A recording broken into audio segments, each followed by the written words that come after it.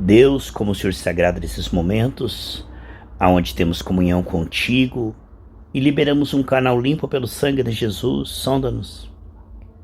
Para o mover profético, chamar à existência as coisas que não são, como se já fosse no visível, assim como vemos e percebemos, por revelação no invisível. Ó Deus, o Senhor nos mostra que este mundo caído pode ser novamente recriado pela palavra, a qual vivifica os nossos corações, rios estão fluindo, confirmando as palavras como o Senhor confirmou as palavras de Ezequiel diante do vale dos ossos secos.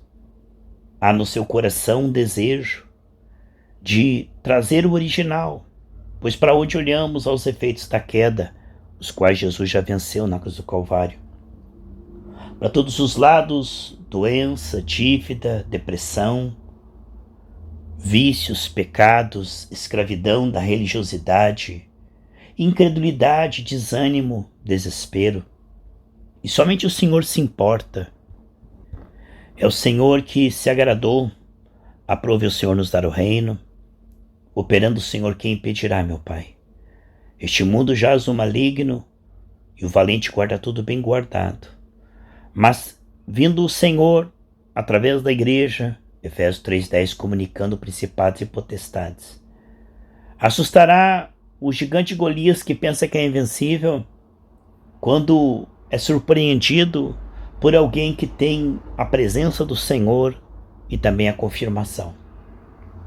Como fica assustado o faraó recebendo as pragas e descobrindo que ele não é poderoso, mas poderoso é aquele que está com Israel.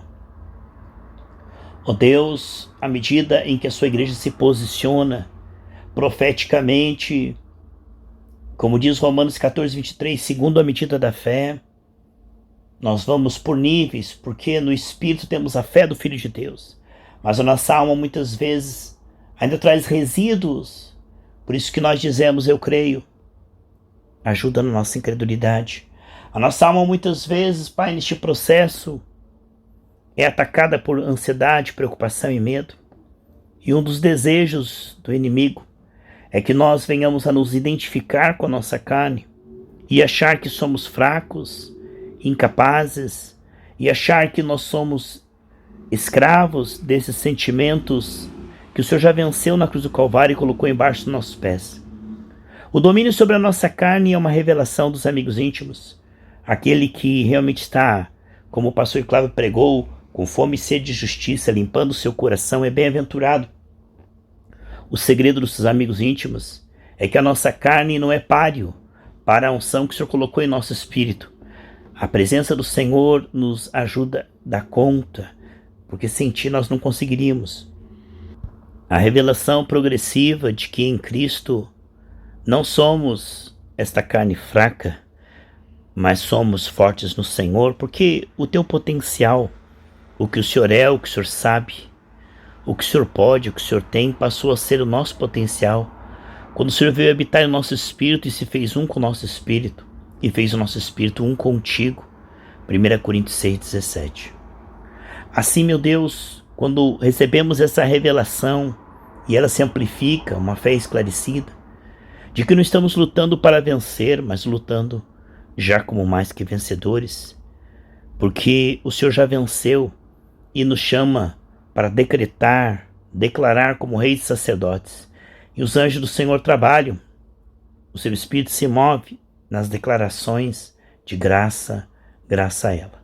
Como diz a tua palavra em Zacarias 4:7, que a cidade será reconstruída com aclamações de graça, graça a ela. Essa capacidade de dizer, sem duvidar, porque estamos andando contigo, e o Senhor sarou o nosso coração e continua sarando, tirando os temores. 2 Timóteo 1,7 diz que o Senhor não nos deu o espírito de medo, mas o espírito de fé, de sabedoria, de moderação. E essa capacidade, meu Deus, de conseguir dizer e perseverar regando, mesmo que não vejamos ainda o fruto visível dessa semeadura profética, mas sabemos que o Senhor se agrada da fé que persevera, mantendo firme a confissão, porque fiel é aquele que prometeu. E à medida em que nós começamos a perceber a tua palavra como Espírito, e as realidades espirituais de quem somos, do que temos e podemos em Cristo. Temos a ousadia da fé, como diz Daniel 11:32, aqueles que conhecem a Deus se tornarão ousados, realizarão prodígios com Deus. É o Senhor, o autor e consumador da nossa fé, que está nos edificando de glória em glória, de fé em fé, de força em força, de maneira que vamos conseguindo ter uma fé esclarecida e orar a respeito das realidades espirituais que nos são reveladas em Cristo, porque em Cristo estão escondidos todos os tesouros da sabedoria, todas as riquezas. E aqui estamos nós, meu Deus, nessa amizade, aonde dizemos uma coisa: pedi ao Senhor e a buscarei, que possa contemplar todos os dias a formosura do Senhor e aprender no seu santo templo. Eis-nos aqui, Senhor, orando, não como mendigos espirituais, mas como filhos e herdeiros, como corpo de Cristo, como autoridade do Senhor, como reis e sacerdotes. Estamos orando com humildade, pelo sangue de Jesus e com fé no Espírito Santo, sabendo que aquele que não negou nem mesmo seu próprio filho, antes o entregou por nós. Como não nos dará juntamente com ele todas as coisas? E nascidos de Deus, herdeiros por nascimento, não somos mais doentes, mas sim saudáveis, lutando contra a doença. Não somos mais pecadores, mas sim santos, lutando contra o pecado. Não somos mais endividados ou pobres, mas sim prósperos, lutando contra a crise no mundo visível. Porque o Senhor nos deu uma comida celestial de comer da despensa e de participar dos poderes dos séculos vindouros. Assim, nós oramos a partir daquilo que somos em Cristo, agora mesmo, Efésios 2:6, assentados nas regiões celestes. Oramos a partir desta convicção do que o Senhor nos fez no mundo espiritual. Oramos como quem tem recebido e como quem tem condição de prevalecer, guiados em triunfo sempre em Cristo. Então, essa revelação progressiva dos amigos íntimos, daqueles que estão com as vestes limpas e transbordando, são dados pelo Espírito Santo dia após dia, se consagrando humildemente e se gloriando no Senhor, para a glória do Senhor, vivendo, vai cada vez mais orando a partir do que somos no Espírito. Assim é a oração da fé. Não é o lamento, o desespero de alguém que pede socorro a um Deus ausente, distante, que não está vendo. Não a oração do pecador que está em desvantagem quanto ao visível. Não a oração de alguém que está pedindo socorro porque o Senhor se esqueceu. Não. Mas alguém que foi dotado de dons, unção, alguém que tem condição diante de ti para ser teu amigo pelo sangue e diante dos gigantes para derrubá-lo. A oração de alguém que é amigo íntimo não é uma oração daquele que está com dúvida, mas a fé é a certeza. Sem fé é impossível agradar ao Senhor. A oração de um amigo íntimo é uma oração de quem tem autoridade e sabe que tem autoridade. Daquele que sabe que o Senhor não deixa nem desampara. A oração de alguém que é amigo íntimo, ela não é uma oração de um desesperado, abandonado, tentando convencer o Senhor a curar, libertar, prosperar. Não. Essa é a oração dos pecadores. Tua palavra diz que os pagãos é que buscam essas coisas em primeiro lugar, porque não sabem que o Senhor já disse em Efésios 1:3 que já nos abençoou com toda sorte de bênçãos nas regiões celestes. É aqueles que não limparam o seu coração, como o pastor Riclavo falou domingo. É aqueles que não santificaram suas vidas, que veem os seus gigantes maior do que Deus, que se veem escravos, que se veem incapazes. São aqueles que não limparam o seu coração. Por isso a incredulidade da queda de Adão e Eva ainda permanecem. Mas aqueles, meu Pai, que vão limpando o seu coração, vão vendo mais e mais, que estão em extrema vantagem, supridos, que nenhum dom falta, diz 1 Coríntios 7. Como hoje a missionária Isilda, mulher de Deus, falou, que percebendo a glória de Deus, mesmo sentindo a sua carne tão fraca, mesmo se sentindo na sua condição humana tão limitada, ela sabe que no Espírito ela vai permanecer e vai até o céu. Enquanto a carne prega para nós que somos fracos, enquanto a carne diz que nós nunca vamos prosperar e que somos burros, enquanto a carne fala porque há muitas vozes neste mundo, a carne sempre está tentando nos convencer que os efeitos da queda são irreversíveis e que Deus não se importa, de que a doença nunca vai sarar e que o mal nunca vai sair e que Deus não está se importando. Essas são mentiras que permanecem até que renovamos a nossa mente pela palavra, esclarecemos e compreendemos, sim, pela palavra, que somos em Cristo muito abençoados, ungidos, capazes, para viver essa vida que nós ganhamos. O Senhor não nos deixou órfãos, mas nos deu o Espírito Santo, o Consolador, esse Espírito maravilhoso. Estamos aqui neste mundo caído, mas nós estamos de pé pela graça, pela misericórdia do Senhor. E o Espírito vai revelando que aquilo que recebemos e que somos e que temos pode se manifestar através da palavra da fé, da semeadura profética. Então, a oração de alguém que sabe que foi curado, que é próspero, que é capaz de vencer o pecado, que é santificado, que é amigo do Senhor e que tem diante de si o amém. É uma oração diferente, meu Pai. Queremos gerar um povo que se realmente entregue dia após dia, tome sua cruz, siga o Senhor. Gerar um povo que anda com o Senhor. Assim teremos a oração não dos escravos, não dos medrosos e tímidos, mas a oração dos reis e sacerdotes, dos embaixadores celestiais, daqueles que Deus enviou como representante e que confia. Assim como o Senhor enviou Moisés, não para tentar ver se quem sabe, mas o Senhor disse, eu te envio como Deus, com letra minúscula, ou seja, debaixo da autoridade de Deus, como autoridade soberana, porque estava debaixo da autoridade de Deus. Assim, meu Deus, o Senhor nos envia neste mundo com uma extrema superioridade. Tua palavra diz que o Senhor nos colocou bem acima de principados e potestades. E à medida em que nós vamos andando contigo e vai saindo esses resíduos e vamos vendo a carne sujeita e obediente, não cedendo mais, meu Pai, aos impulsos, não temos nenhuma obrigação de ceder aos convites pecaminosos da carne. É maravilhoso ver essa condição de dizer não, ainda que a carne nos convite, nos assedie, tente embaraçar os nossos pés, essa condição de dizer sim para o Senhor. A cada dia há uma árvore no centro do jardim e somos tentados, mas esse convite não consegue nos fazer ceder, porque o Senhor colocou em nós uma inteligência e sabedoria no Espírito para discernir que em Cristo há muito mais do que no pecado. Hoje, se nós escolhemos a Cristo ao invés do pecado, é porque temos o Espírito Santo. É uma evidência total de que o Espírito Santo está em nós. Não fosse essa metanoia, não fosse o Espírito Santo em nós, nós ainda estaríamos amando o pecado, indo atrás do pecado. O fato de estarmos em guerra contra o pecado e de vermos que o Senhor é mais precioso que o pecado é uma evidência do novo nascimento, da salvação, porque não queremos pecar e temos nojo do pecado.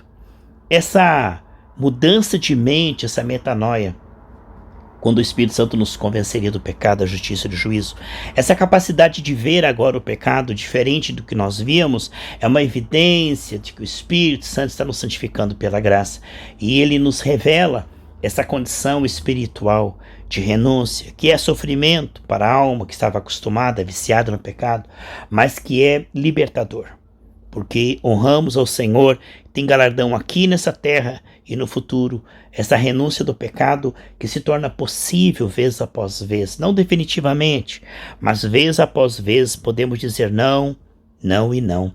E vamos avançando, meu Deus, e essa compreensão espiritual de que realmente o Senhor nos ama e de que o Senhor nos ungiu e o Senhor nos deu condição para prevalecer não só contra o pecado, mas contra os efeitos, os resíduos do pecado, da queda. Esta revelação progressiva faz com que nós sejamos determinados, firmes e constantes, e é maravilhoso ver que o nosso desempenho também está mudando. Como efeito disso, porque conforme contemplamos o teu amor por nós, diz em 1 João 4,19, nós te amamos porque o Senhor nos amou primeiro. E este amor nos constrange, nos atrai, nos conquista. Este amor nos supre. Este amor realmente nos faz ver que o que há de melhor, como o salmista diz no Salmo 63,3, o teu amor é melhor que a própria vida.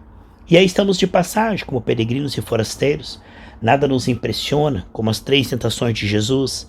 nem a fama, nem as riquezas, nem o prazer físico, nada seduziu a Jesus, porque ele estava ali em comunhão contigo para cumprir a sua agenda. Depois vieram os anjos e o serviram, mostrando que realmente ele escolheu o excelente e ele sabia que teria muito mais contigo do que ceder ao engano do pecado. Porque o engano do pecado tem o seu prazer, sim, enganoso, provisório. É como o prazer de um peixe que morde a isca e sente o sabor da isca. Por um instante ele está ali sentindo o sabor da isca, que é agradável, a carne. No entanto, não há isca sem anzol. E logo que ele morde a isca e o anzol, ele começa a rasgar a sua garganta e sangrar, e ele percebe o efeito da isca, ele logo se arrepende do prazer do pecado. Pois o pecado tem consigo a morte, a perda da percepção contigo. Um crente carnal paga caro, não percebe o Senhor, está sempre orando, pedindo socorro. Vemos que o crente que não limpa o seu coração, que não é firme na consagração, ele está sempre pedindo socorro, porque ele não consegue ter intimidade contigo e ver que o Senhor não nos deixou órfãos. Meu Deus, a oração de um amigo íntimo não é uma oração dos desesperados. A oração de um amigo íntimo é a oração de alguém que está suprido. Vemos Jesus enfrentando o mundo inteiro com serenidade e tranquilidade. Assim Paulo na prisão. Essa capacidade de ser sustentado no espiritual, aonde não importa o que estamos passando no visível, essa coinonia, essa comunhão contigo e com o corpo de Cristo, sendo satisfatória, faz com que o Senhor nos encha de paz, de amor, de alegria, que não há, como diz João 16:22, eu vou te dar uma paz, uma alegria que ninguém poderá tirar.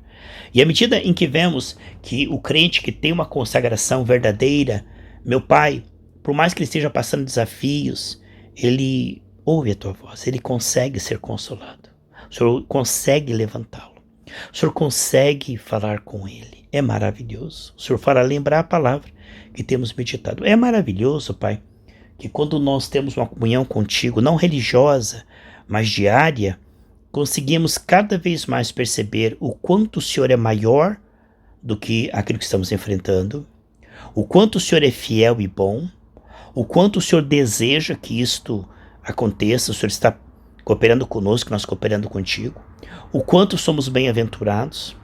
Essas revelações são o alimento da fé dos amigos de Deus, o pão do céu, o maná escondido, tesouros encobertos, riquezas encobertas. Vejam, e é isso, meu Pai, que nós queremos ver e que o nosso irmão veja também. Meu Pai, o Senhor diz, veja, veja.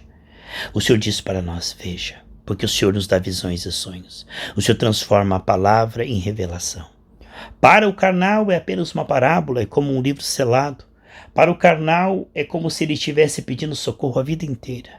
Mas para o espiritual, o Senhor está aqui agora. O Senhor não nos deixou órfãos. Conseguimos ver que tudo está bem porque o Senhor está conosco. Conseguimos ver, meu Pai, cada vez mais a solução, que o Senhor pode dar conta disso que estamos enfrentando. Temos força para perseverar, porque vemos o Senhor conosco e vemos o Senhor capaz de nos livrar do que estamos enfrentando. É lindo, meu Pai, porque desde a queda de Adão e Eva, separados de Deus, em extrema desvantagem, porque o homem foi feito um pouco menor que os anjos, o homem se vê fraco, incapaz, ele se vê limitado, solitário, aí ele sente solidão, aí ele sente fraqueza. Mas à medida em que vamos nos entregando a Ti cada vez mais, o Senhor vai mostrando a Sua força em nós, o Seu amor por nós, o Seu poder em nós, as Suas promessas. Meu Deus! Começamos então a perceber não o gigante, mas os recursos da graça. Saul percebia o gigante, se assustava e se escondia. Mas Davi percebia, o Deus que me livrou do urso do leão está comigo. O Deus que é muito maior que esse gigante vai me livrar agora, eu vou para cima desse gigante. Como é maravilhoso, meu Deus, este reverter da queda. Quando Adão e Eva comeram do fruto, seus olhos foram fechados para Ti. O homem estava morto para Ti, meu Pai. Não, na viração do dia não tinha mais saudade do Senhor. Essa é a morte espiritual. a ausência de comunhão com Deus. Mas os olhos dos homens foram abertos para os espinhos e cardos, para a falta. Foi aberto para o mal, escravizado pelo mal, cativeiro do engano. O engano que entrou cegou o mundo inteiro. O Deus desse século cegou o mundo inteiro. Mas o Senhor disse: volta-te dentre os mortos, desperta, e Cristo te iluminará, te esclarecerá. É isso que vemos, Pai, à medida que nos voltamos para Ti.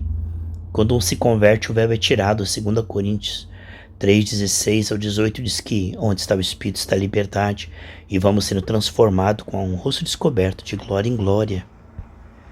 E nessa comunhão contigo, nossos olhos vão sendo abertos finalmente, e vamos vendo que o Senhor está conosco, que o Senhor é fiel, que o Senhor nos ama, que estamos supridos, que os nossos sentimentos não nos definem.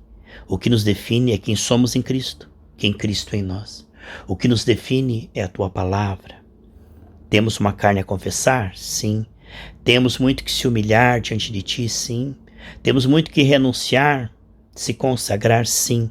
Mas o que nos define é muito maior que tudo isso. Nosso desempenho confessado não pode nos condenar. Nosso desempenho confessado não pode impedir, porque somos justificados pelo sangue, e em Cristo somos herdeiros, filhos, corpo de Cristo, nação santa, representantes do Senhor, canal profético, em nome do Senhor Jesus, amém.